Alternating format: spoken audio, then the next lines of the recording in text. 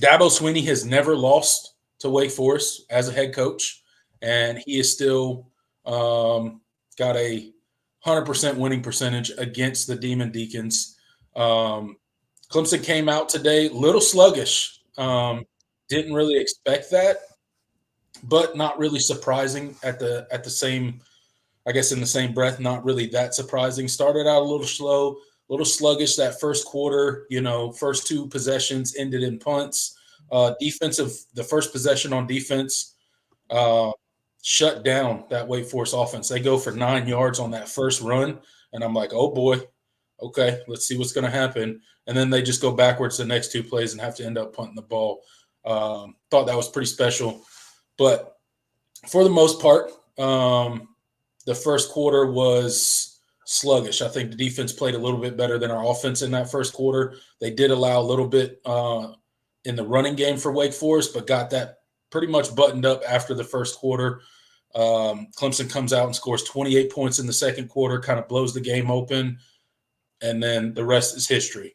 They kind of rolled on to a pretty substantial victory. What was your kind of just thoughts on how Clemson started the game, and then kind of how they settled in after that first quarter?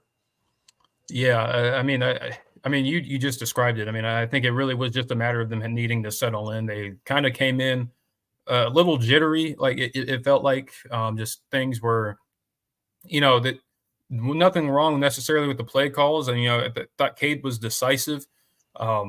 Just airmailed a couple of throws. He missed some opportunities, got missed block here or there.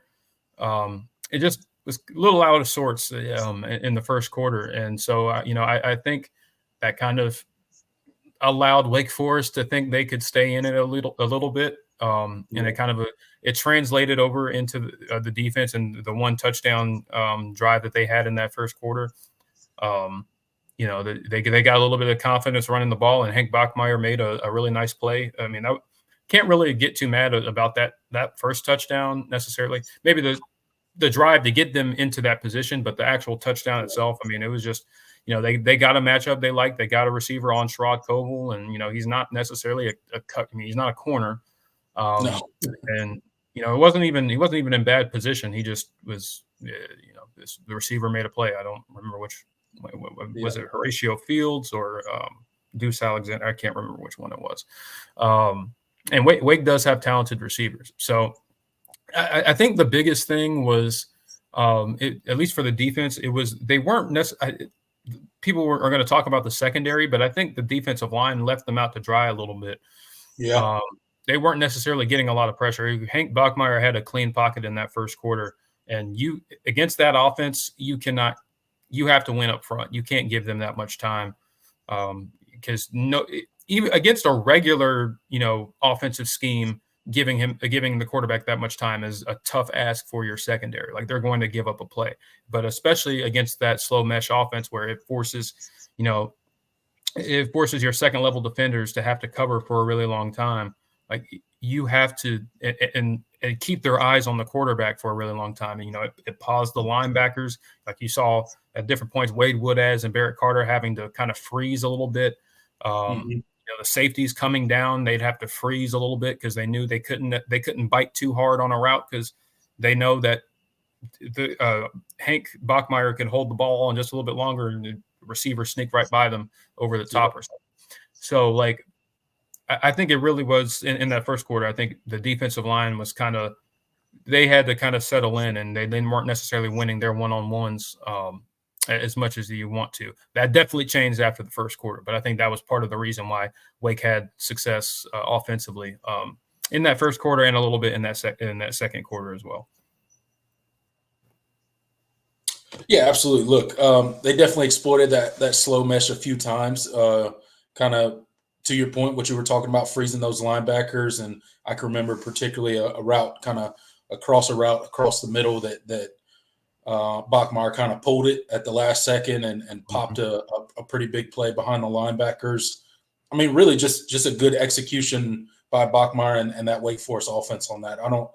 Outside of blowing up that slow mesh, there's not a whole lot you can do to defend it like on a play like that, right? The linebackers, they have to freeze for a minute. and it allows that receiver to keep running, and then suddenly they're wide open. So you really do need your D tackles, your defensive linemen to kind of blow up that slow mesh. That's the only way to truly defend that and disrupt the timing of Wake Forest offense, make them make decisions a lot faster. That way their guys don't have the ability to freeze your linebackers and get guys running wide open, which is really what they want to do. But I think overall the defense played really well today.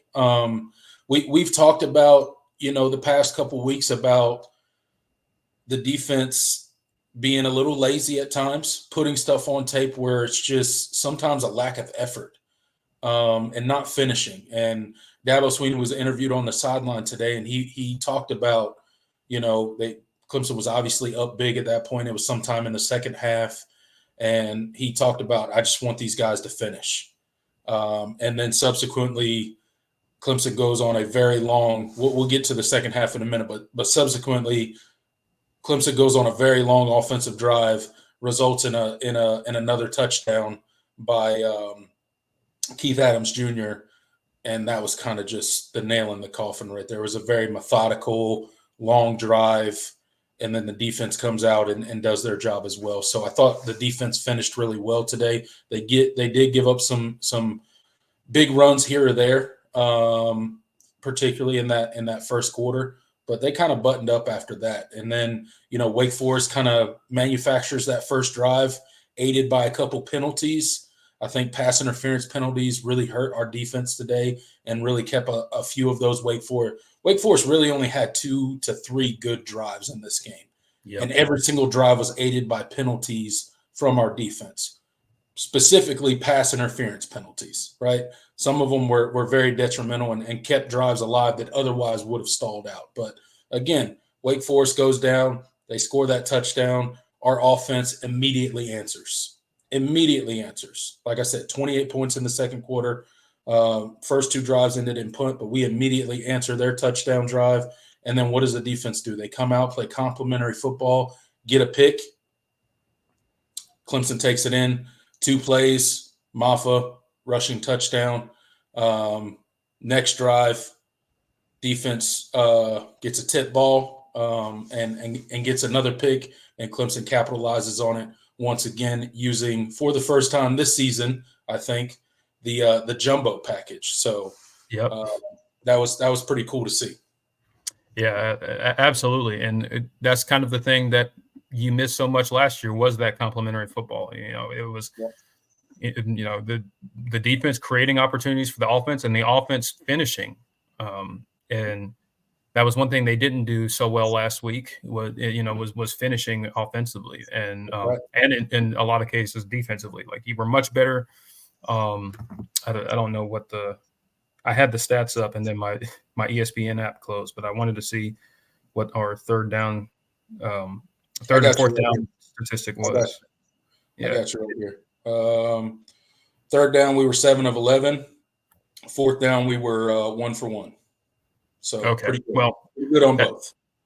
Yeah. Are you talking offensively? Yeah, that was us offensively. Oh, I was talking about defensively. I was like, defensively, they were not good at all. They were 3 for 11 on third down. Okay, I was about to say, I was like, and then like, dang, I was like, how did we only give up 14 points? They went for it once on fourth down, didn't get it. So 0% on fourth down conversion for them.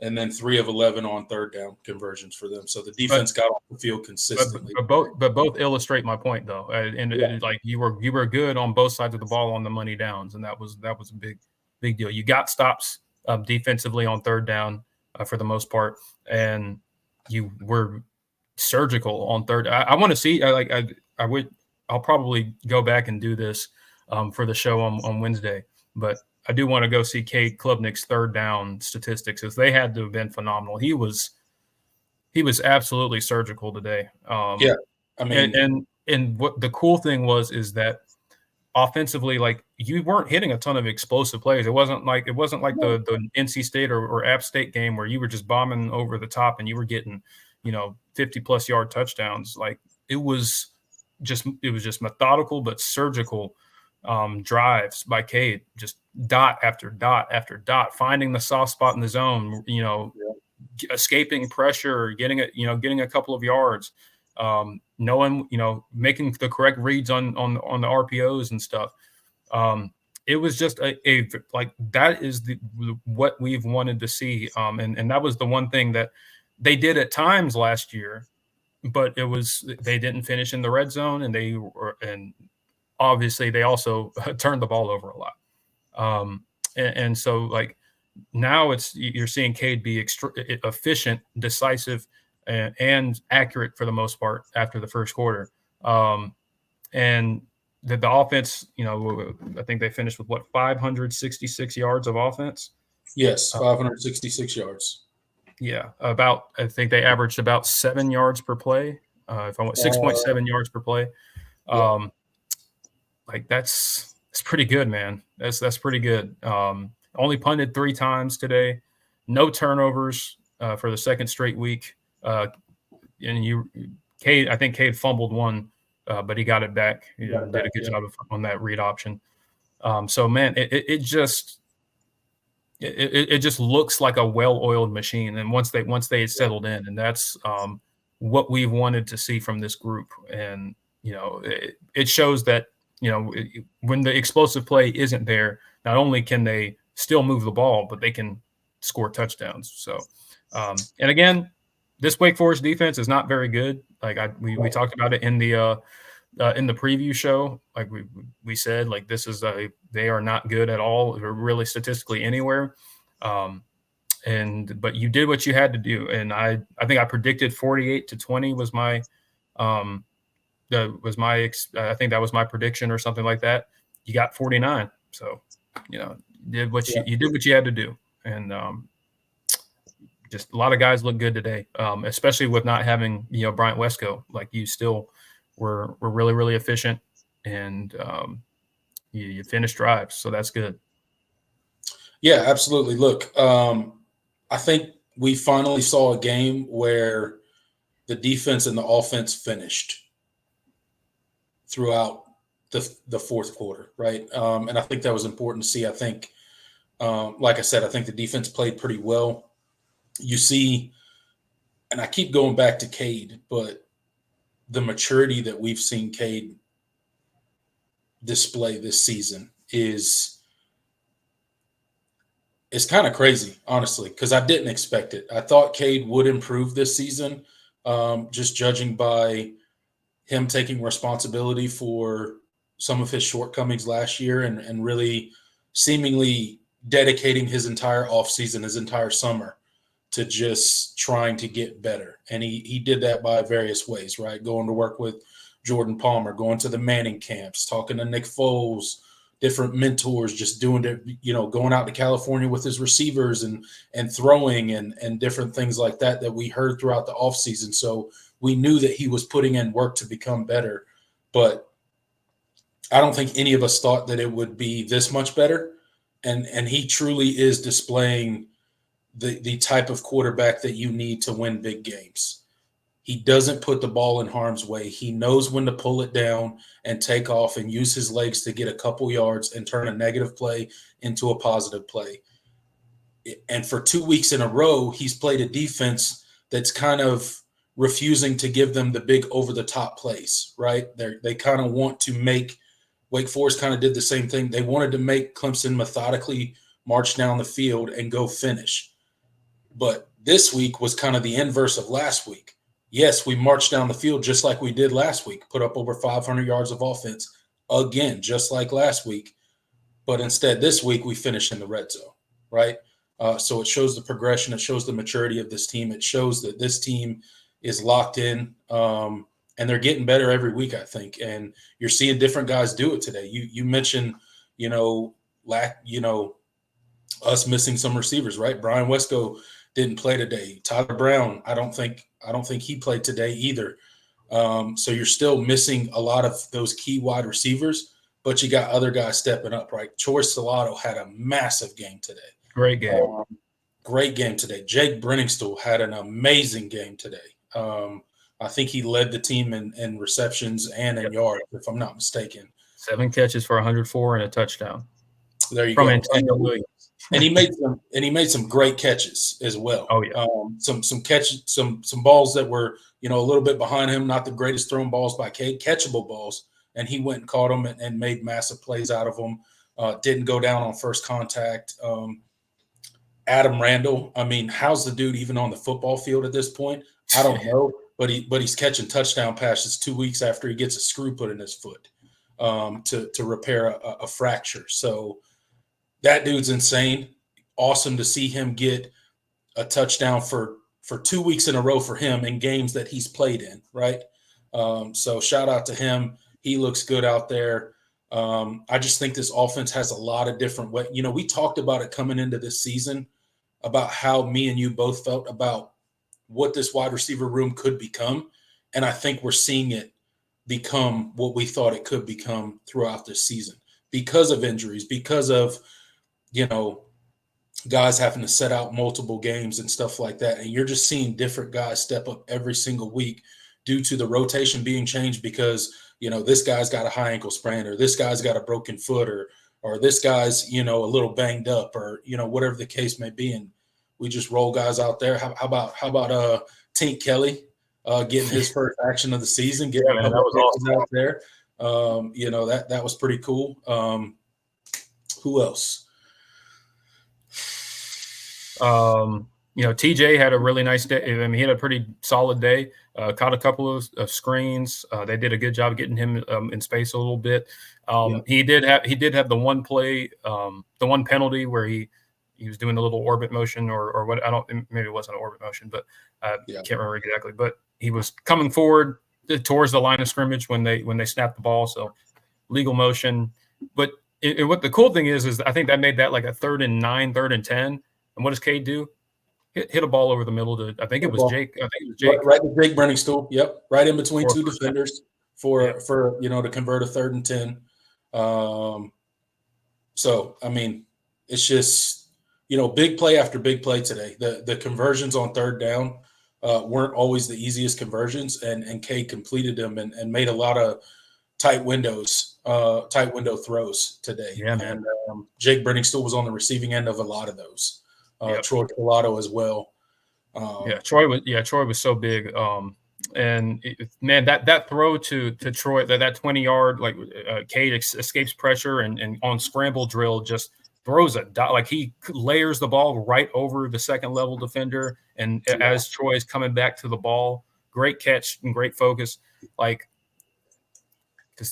that was like I believe that was on the touchdown drive that your first was that was either the first or second. I think it was the first touchdown drive. After Wake had scored at the end of the first quarter. Yep.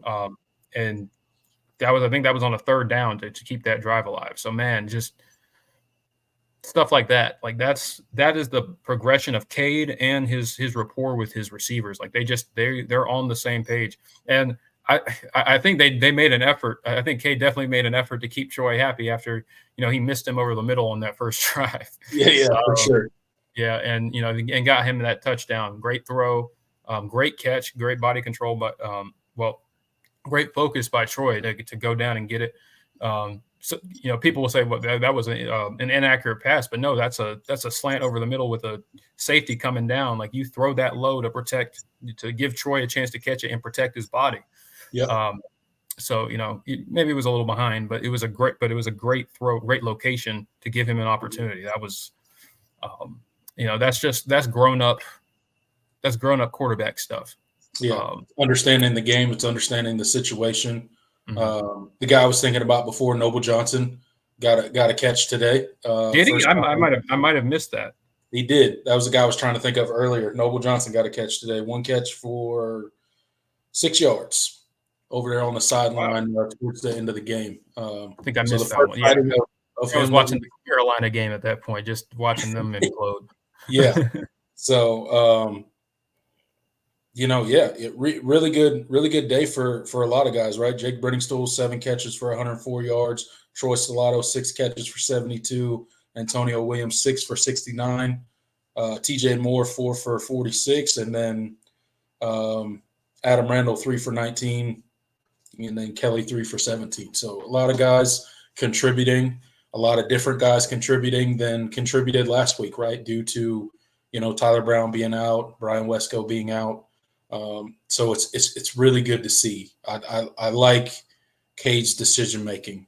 It's literally just night and day from where it was last year. I mean, he makes the right decisions with the ball, and it's really something this offense has been missing for a while. Is that confident decision maker at the quarterback position, and he's definitely grown into that. And it's awesome to see. It really is awesome to see. I think, although Clemson came out and started a little slow today, I don't think you could have asked for a better finish from the second quarter on both offense and defense. They kind of just dominated the game. And the first quarter wasn't that bad. No. First time we were held scoreless in a first quarter. First time. But it was really it was your doing. It wasn't like. Yeah, it was our doing. The plays were there to make. We just didn't make. Cade had a couple overthrows, had a couple underthrows. We had some procedural penalties that kind of killed a drive. So it wasn't that we couldn't have scored. We shot ourselves in the foot in that first quarter. And then we just kind of took off after that. As soon as Clemson started losing and Nick Eason was about to have a conniption on the sideline, chewing out the defensive line and the rest of those defensive guys and telling them that, wake up, basically. Like they're not just going to lay down and let you beat them. They're going to try to fight and win this game. From that point forward, when Wake Forest put that touchdown on the board, it was all Clemson. They kind of took over the game, both offensively and defensively, and that's what good teams do, right? You're not always going to start the fastest. We've seen Clemson start really fast a lot this season and kind of jump on people early, and then kind of lose focus at the end. And this game was kind of the inverse of that, where we didn't start so well, and we kind of had to get it going. But you saw them get it going. You saw them wake up. You saw them kind of play a cohesive game, both offensively and defensively, play complementary football. And it was great to see, man. Overall, I think it was a really clean game.